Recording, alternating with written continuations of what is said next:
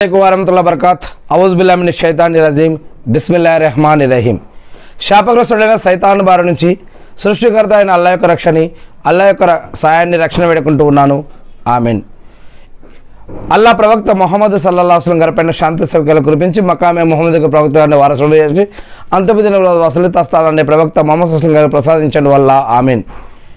ఈరోజు మనం తెలుసుకోబోయే అంశం ఏమిటి అంటే ప్రార్థన అంటే దువా. ఈ యొక్క ప్రార్థన ఎలా చేయాలి, ఎప్పుడు చేయాలి, ఎక్కడ చేయాలి, ఎందుకు చేయాలి, ప్రార్థన అంటే ఏమిటి, ఎవరి ప్రార్థనని దేవుడు స్వీకరిస్తాడు, ఎవరి ప్రార్థనని దేవుడు తిరస్కరిస్తాడు, మరి ప్రవక్తలు ఏ విధంగా అల్లాని ప్రార్థించేవారు, దేవుణ్ణి ప్రార్థించేవారు, మరియు ఈ యొక్క ప్రార్థన వల్ల జరిగేటటువంటి లాభాలు ఏంటి, లేదా ఇంకేమైనా ఎవరికైనా నష్టం చేకూరే అవకాశం ఉందా, మరి ఇలాంటి అనేక విషయాలని ఖురాన్ మరియు హదీసుల ఆధారంగా కొన్ని విషయాలు మనం తెలుసుకోవడానికి ప్రయత్నిద్దాం. ముందుగా మనందరికీ కూడా సరైన జ్ఞానాన్ని, ఇలుముని ప్రసాదించమని, ఆచరించే భాగ్యాన్ని ప్రసాదించమని నేను మనందరి తరపున కూడా సృష్టికర్త అయిన అల్లాని ప్రార్థిస్తూ ఉన్నాను. ఆమీన్. అల్లా ప్రవక్త ముహమ్మద్ సల్లల్లాహు అలైహి వసల్లం గారిపైన శాంతి సౌఖ్యాలు కురిపించండి వల్ల ఆమీన్. ప్రార్థన అంటే కనుక ఖురాన్ మరియు హదీసుల ఆధారంగా చూసినట్లయితే దువా అంటే ప్రార్థన అంటే దువా.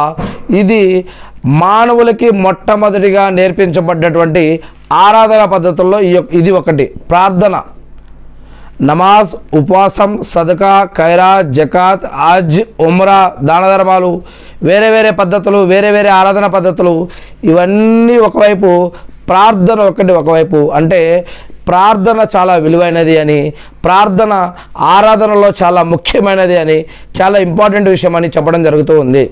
ప్రార్థన ఆరాధనలో భాగం అని, దేవుడికి భక్తుడికి మధ్యలో మరి ఈ యొక్క ప్రార్థన అనేది మాట్లాడుకునేటటువంటి ఒక సాధనం, మరియు ఈ యొక్క ప్రార్థన విశ్వాసకి ఒక ఆయుధం.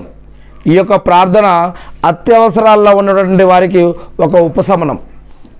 ప్రార్థన అంటే దేవునితో మాట్లాడటం, దేవుణ్ణి అడగటం, దేవుణ్ణి స్తుతించడం, దేవుడితో మాట్లాడటం, దేవుణ్ణి ఆరాధించడం, దేవుణ్ణి నమ్మటం, దేవుడికి చెప్పుకోవటం, దేవుడి నుంచి ఆశించడం, ఇవన్నీ కూడా కలగలిపి ప్రార్థన.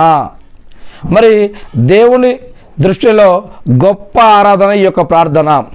ప్రార్థన ఒక్కటే విధివ్రాతను మార్చగలదు, మన యొక్క తలరాతను, తక్దీర్ను మార్చగల శక్తి ఈ యొక్క ప్రార్థనకి ఉంది అని ఖురాన్ మరియు హదీసుల్లో తెలియజేయడం జరుగుతూ ఉంది. మరి భక్తుడు చేతులెత్తి ప్రార్థిస్తే ఒట్టి చేతులతో అతను వెనక్కి పంపేయడం దేవుడికి ఇష్టం ఉండదు. దేవుడు అలా ఒట్టి చేతులతో పంపేయడానికి సిగ్గుపడతాడు.